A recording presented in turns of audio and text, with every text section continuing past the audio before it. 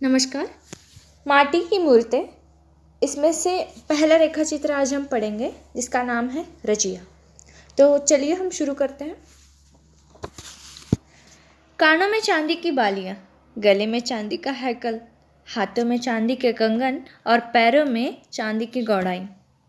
भरवां की ऊटीदार कमीज पहने, काली साड़ी का छोर गले में लपेटे, गोरे चेहरे पर लटकते हुए कुछ बालों को संभालने में परेशान, वो छोटी सी लड़की जो उस दिन मेरे सामने आकर खड़ी हो गई थी। अपने बचपन की उस रजिया की स्मृति ताज़ा हो उठी जब मैं उस दिन अचानक उसके गांव जा पहुंचा। हाँ, ये मेरे बचपन की बात है। मैं कसाई खाने में रस्सी तुड़ा कर भागे हुए बछड़े की तरह उछलता हुआ अभी अभी स्कूल से आया था और बरामदे की चौकी पर अपना बस्ता सिलेट पटक कर मौसी से छठ में पके ठिकुए लेकर उन्हें कुतर कुतर कर खाता हुआ ढेकी पर झूला झूलने का मज़ा पूरा करना चाह रहा था कि उधर से आवाज़ आई, देखना, बउआ का खाना मत छू देना। और उसी आवाज़ के साथ मैंने देखा ये अजीब रूप रंग की लड़की मुझसे 2-3 गज आगे खड़ी हो गई। मेरे लिए ये रूप रंग सचमुच अजीब था। ठेठ हिंदुओं की बस्ती है मेरी और मुझे मेले पेठिए में भी अधिक जाने नहीं दिया जाता था, क्योंकि सुना है बचपन में मैं एक मेले में खो गया था। मुझे कोई औघड़ लिए जा रहा था कि गांव की एक लड़की की नज़र पड़ी और मेरा उद्धार हुआ। मैं माँ बाप का इकलौता, माँ चल बसी थी, इसलिए उसकी एकमात्र धरोहर को मौसी आँखों में जुगो कर रखती। मेरे गांव में भी लड़कियों की कमी नहीं, किंतु न उनकी ये वेशभूषा न ये रूप रंग। मेरे गांव की लड़कियां कानों में बालियां कहाँ डालती और भरवां की कमीज भी उन्हें कभी नहीं पहने देखा। और गोरे चेहरे तो मिले हैं, किंतु इसकी आँखों में जो एक अजीब किस्म का नीलापन दिखता वो कहाँ। और समूचे चेहरे की काट भी कुछ निराली जरूर, तभी तो मैं उसे एकटक घूरने लगा। ये बोली थी रजिया की माँ, जिसे प्राय ही अपने गांव में चूड़ियों की खिचियाँ लेकर आते हुए देखा था। वो मेरे आंगन में चूड़ियों का बाजार पसार कर बैठी थी और कितनी बहू बेटियां उसे घेरे हुए थी, मुंह से भाव करती और हाथ में खरीदारनियों के हाथ में चूड़ियाँ चढ़ाती वो सौदे पटाए जा रही थी। अब तक उसे अकेले ही आते जाते देखा था। हाँ, कभी कभी उसके पीछे कोई मर्द होता जो चूड़ियों की खांची ढोता। वो बच्ची आज पहली बार आई थी और ना जाने किस बाल सुलभ उत्सुकता ने उसे मेरी ओर खींच लिया था। शायद वो ये भी नहीं जानती थी कि किसी के हाथ का खाना किसी के निकट पहुंचने से ही छू जाता है। माँ जब अचानक चीख उठी, वो ठिठकी, सहमी, उसके पैर तो वहीं बंध गए, किंतु इस ठिठक ने उसे मेरे बहुत निकट ला दिया, इसमें संदेह नहीं। मेरी मौसी झट से उठी, घर में गई और 2 ठिकुए और एक कसार लेकर उसके हाथों में रख दिए। वो लेती नहीं थी, किंतु अपनी माँ के आग्रह पर हाथ में रख तो लिया, किंतु मुंह से नहीं लगाया। मैंने कहा, खाओ ना, क्या तुम्हारे घर में ये सब नहीं बनते? छठ का व्रत नहीं होता? कितने प्रश्न, किंतु सबका जवाब न में ही, और वो भी मुंह से नहीं, जरा सा गर्दन हिलाकर। और गर्दन हिलाते हिलाते ही चेहरे पर गिरे बालों के जो लटे हिल उठती, वो उन्हें परेशानी में संभालने लगती। जब उसकी माँ नई खरीदारनियों की तलाश में मेरे आंगन से चली, रजिया भी उसके पीछे हो चली। मैं खाकर मुंह धोकर अब उसके निकट था और जब वह चली जैसे उसकी डोर में बंधा थोड़ी थोड़ी दूर तक घिसटता गया। शायद मेरी भावुकता देखकर ही चूड़ीहारनियों के मुंह पर खेलने वाली अजस्त्र हंसी और चूहल में ही उसकी माँ बोली, बउआ जी, रजिया से ब्याह कीजिएगा। फिर बेटी की ओर मुखातिब होती मुस्कुराहट में कहा, क्यों रे रजिया, ये दूल्हा पसंद है तुम्हें? उसका यह कहना कि मैं मुड़कर भागा। ब्याह एक मुसलमानिन से? अब रजिया की माँ ठठा रही थी और रजिया सिमट कर उसके पैरों में लिपटी थी। कुछ दूर निकल जाने पर मैंने मुड़कर देखा। रजिया चूड़ीहारिन, वो इस गांव की रहने वाली थी। बचपन से इसी गांव में रही और जवानी में भी, क्योंकि मुसलमानों में गांव में ही शादी हो जाती है ना। और यह अच्छा हुआ क्योंकि बहुत दिनों तक प्रायः उससे अपने गांव में ही भेंट हो जाया करती थी। मैं पढ़ते पढ़ते बढ़ता गया। बढ़ने पर पढ़ने के लिए शहरों में जाना पड़ा। छुट्टियों में जब तब आता। इधर रजिया पढ़ तो नहीं सकी, हाँ, बढ़ने में मुझसे पीछे नहीं रही। कुछ दिनों तक अपने माँ के पीछे पीछे घूमती फिरी। कभी उसके सिर पर चूड़ियों की खचियाँ तो नहीं पड़ी, किंतु खरीदारनियों के हाथों में चूड़ियाँ पहनाने की कला वो जान गई थी। उसके हाथ मुलायम थे, बहुत मुलायम। नई बहुओं की यही राय थी कि वो इसी के हाथ से चूड़ियाँ पहनाना पसंद करती। उसकी माँ इससे प्रसन्न हुई। जब तक रजिया चूड़ी पहनाती वो नई नई खरीदारनी फंसाती। रजिया बढ़ती गई। जब तब भेंट होती मैं पाता उसके शरीर में नए नए विकास हो रहे हैं, शरीर में और स्वभाव में भी। पहली भेंट के बाद पाया था वो कुछ प्रगल्भ हो गई हैं। मुझे देखते ही दौड़कर निकट आ जाती, प्रश्न पर प्रश्न पूछती, अजीब अटपटे प्रश्न।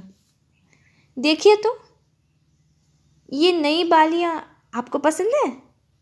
क्या शहरों में भी ऐसी बालियाँ पहनी जाती है? मेरी माँ शहर से चूड़ियाँ लाती हैं। मैंने कहा है कि वो इस बार मुझे भी ले चले। आप किस तरफ रहते हैं वहाँ? क्या भेंट हो सकेगी? वो बके जाती, मैं सुनता जाता। शायद जवाब की ज़रूरत वो भी महसूस नहीं करती। फिर कुछ दिनों के बाद पाया वो अब सकुचा जा रही है। मेरे निकट आने के पहले वो इधर उधर देखती और जब कुछ बातें करती तो ऐसी चौकन्नी सी कि कोई देख न ले, कोई सुन न ले। एक दिन जब वो इसी तरह बातें कर रही थी कि मेरी भौजी ने कहा, देखियो रे रजिया, बउआ जी को कुमला नहीं लीजियो। वो उनकी ओर देखकर हंस तो पड़ी, किंतु मैंने पाया उसके दोनों गाल लाल हो गए हैं और उन नीली आँखों के कोने कोने मुझे सजल से लगे। मैंने ध्यान दिया, जब हम लोग कहीं मिलते हैं बहुत सी आँखें हम पर भालों की नोक ताने रहती हैं। रजिया बढ़ती गई, बच्ची से किशोरी हुई और अब जवानी के फूल उसके शरीर पर खिलने लगे हैं।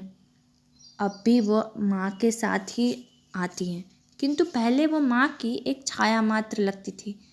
अब उसका स्वतंत्र अस्तित्व है और उसकी छाया बनने के लिए कितनों के दिलों में कसमसाहट है।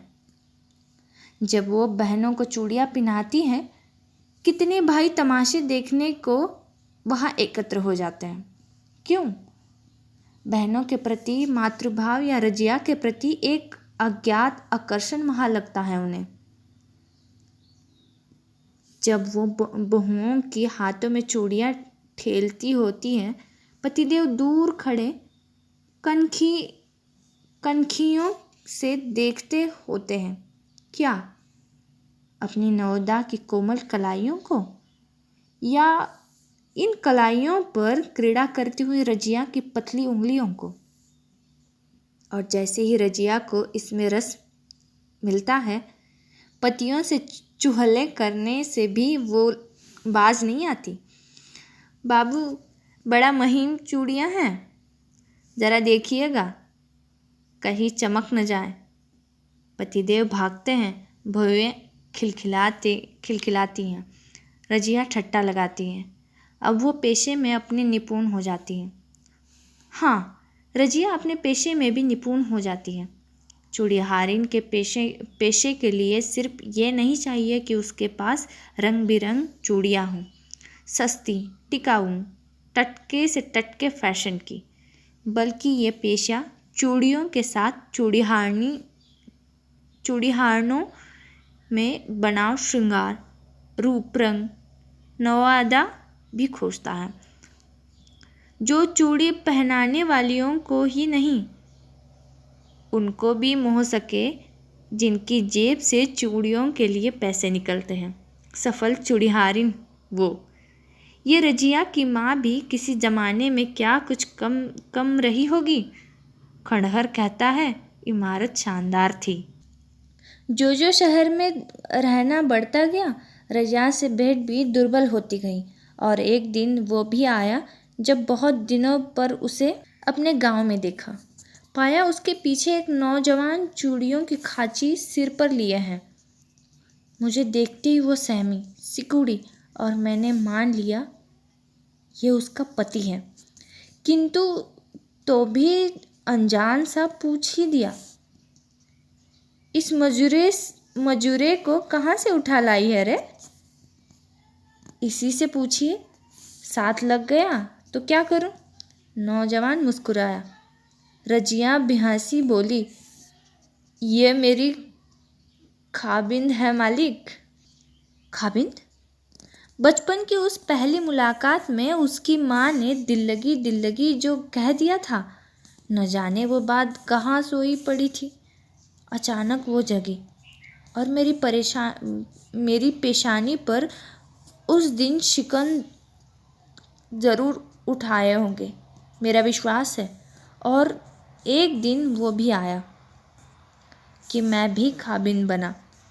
मेरी रानी को सुहाग की चूड़ियाँ पहनाने उस दिन रजिया आई, और उस दिन मेरे आंगन में कितनी धूम मचाई। इस नटखट ने यह लूँगी वो लूँगी, और ये मुँह मांगी चीज़ें नहीं मिली तो वो लूँगी, ये दुल्हन टापती रह जाएंगी। हट, तू बबुआ जी को ले जाएगी तो फिर तुम्हारा ये हसन क्या करेगा? भौजी ने कहा, ये भी टापता रहेगा भोरिया। कहकर रजिया ठट्टा मारकर हंसी और दौड़कर हसन से लिपट गई। आहो मेरे राजा, कुछ दूसरा न समझना। हसन भी हंस पड़ा। रजिया अपनी प्रेम कथा सुनाने लगी। किस तरह ये हसन उसके पीछे पड़ा, किस तरह झचेटे आई, फिर किस तरह शादी हुई, और वो आज भी किस तरह छाया सा उसके पीछे घूमता है। न जाने कौन सा डर लगा रहता है इसे। और फिर मेरी रानी की कलाई पकड़कर बोली, मालिक भी तुम्हारे पीछे इस तरह छाया की तरह डोलते रहे दुल्हन। सारा आंगन हंसी से भर गया था, और उसी हंसी में रजिया के कानों की बालियों ने अजीब चमक भर दी थी। मुझे ऐसा लगता था जीवन का रथ खुरदुरे पर बढ़ता गया, मेरा भी रजिया का भी। इसका पता उस दिन चला जब बहुत दिनों पर उससे अचानक पटना में भेंट हो गई। ये अचानक बात तो थी, किंतु क्या इसे भेंट कहा जाए?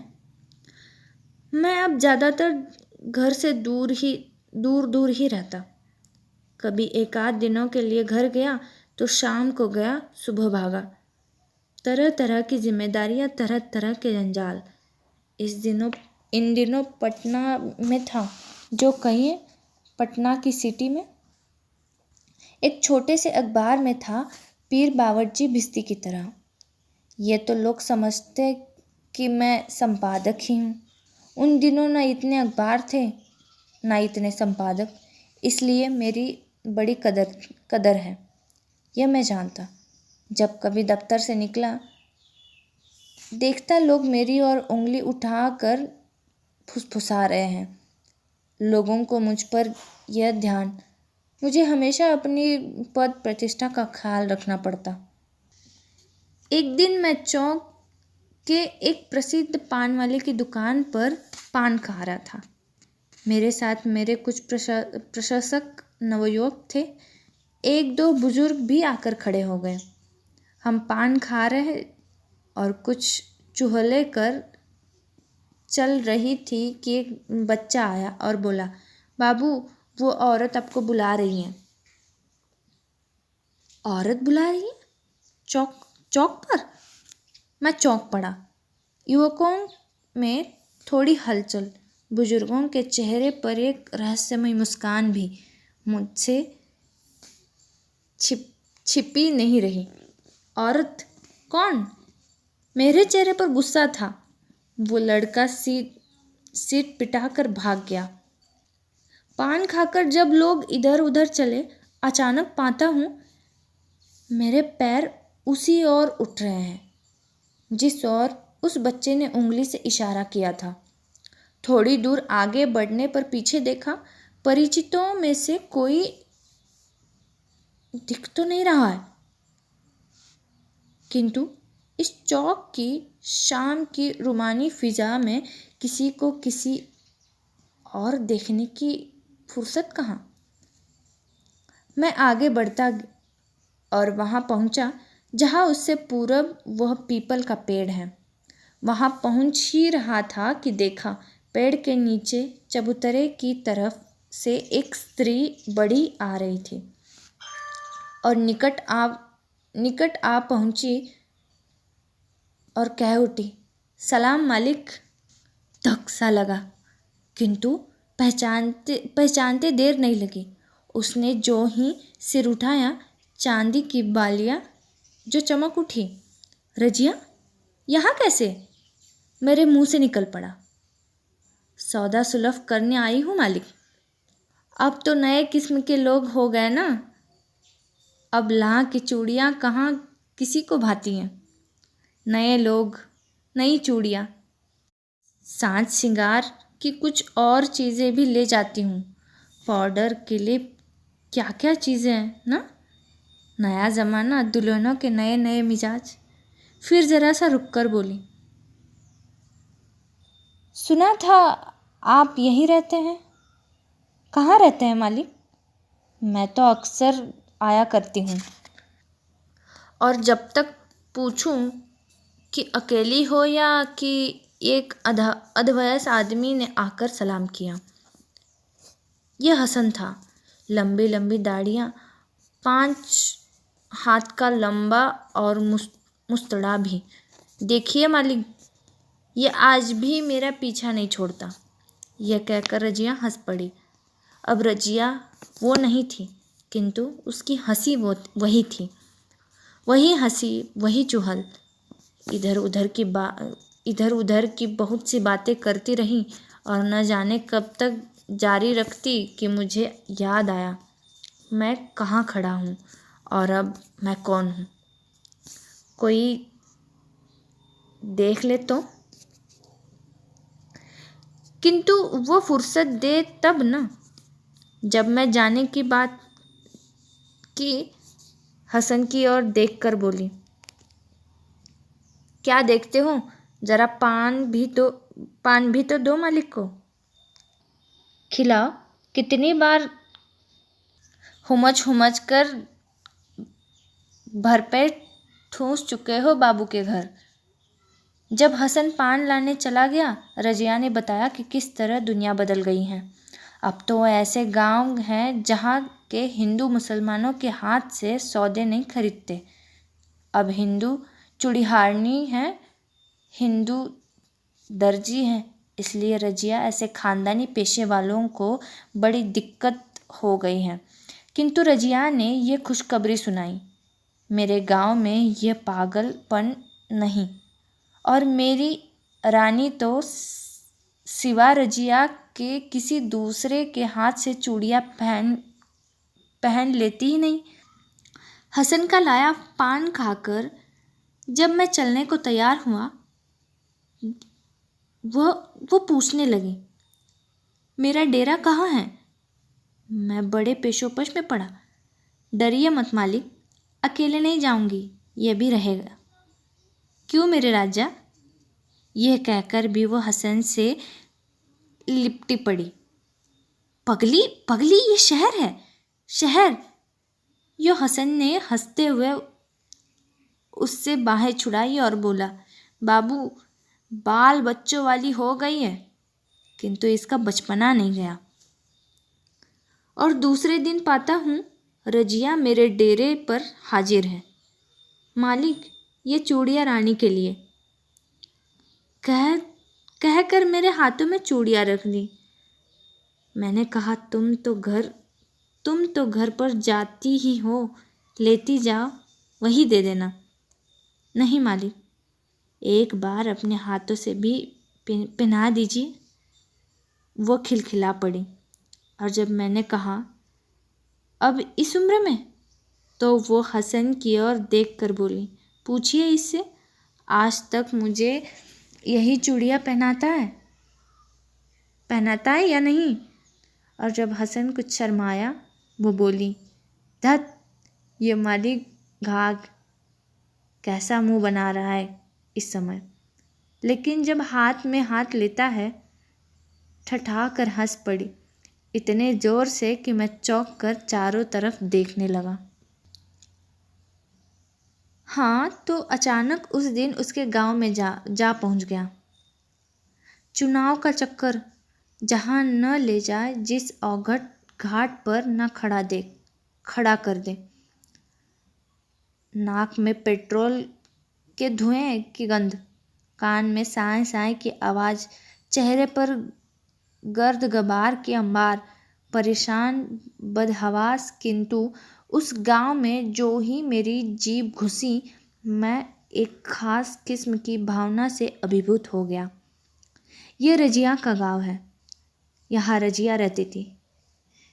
किंतु क्या आज मैं यहाँ ये भी पूछ सकता हूँ कि यहाँ कोई रजिया नाम की चुड़िहारी रहती थी या है? हसन का नाम लेने पर भी शर्म लगती थी। मैं वहाँ नेता बनकर गया था, मेरा जय जयकार हो रहा था। कुछ लोग मुझे घेरे खड़े थे। जिसके दरवाजे पर जाकर पान खाऊंगा, वो अपने को भी बड़भागी समझेगा। जिससे दो बातें कर लूँगा, वो स्वयं चर्चा का एक विषय बन जाएगा। इस समय मुझे कुछ ऊंचाई पर रहना चाहिए। जीप से उतरकर लोगों से बातें कर रहा था। यो कहीं है कि कल्पना के पहाड़ पर खड़े होकर एक आने वाले स्वर्ण युग का संदेश लोगों को सुना रहा था। किंतु दिमाग में कुछ गुत्थियां उलझी थी। जीभ अभ्यासवश एक काम किए जा रही थी। अंतर्मन कुछ दूसरा ही ताना बाना बुन रहा था। दोनों में कोई तारतम्य न था, किंतु इसमें किसी एक की गति में भी बाधा क्या डाली जा सकती थी कि अचानक, लो, ये क्या? वो रजिया चली आ रही हैं। रजिया, वो बच्ची, अरे रजिया, फिर बच्ची हो गई। कानों में वही बालियां, गोरे चेहरे पर वे ही नीली आँखें, वो भरभा की कमीज, वही कुछ लटे जिन्हें संभालती बड़ी आ रही हैं। बीच में 40-45 साल का व्यवधान। अरे, मैं सपना तो नहीं देख रहा? दिन में सपना? वो आती है गब्बर ऐसी भीड़ में घुसकर। मेरे निकट पहुंचती है, सलाम करती है और मेरा हाथ पकड़कर कहती है, चलिए मालिक, चलिए मेरे घर। मैं भौचक्का, कुछ सूझ नहीं रहा था, कुछ समझ में नहीं आ रहा। लोग मुस्कुरा रहे हैं। नेताजी, आज आपकी कलई खुल रही। नेताजी, आज आपकी कलई खुल कर रही। नहीं, ये सपना है कि कानों में सुनाई पड़ा। ये कह रहा है, कैसी चोक लड़की। और दूसरा बोलता है, ठीक अपनी दादी जैसी। और तीसरे ने मेरे होश की दबा दी। ये रजिया की पोती है बाबू, बेचारी बीमार पड़ गई है। आपकी चर्चा अक्सर किया करती है, बड़ी तारीफ करती है। बाबू, फुर्सत हो तो ज़रा देख लीजिए, न जाने बेचारी जीती है या। मैं रजिया के आंगन में खड़ा हूँ।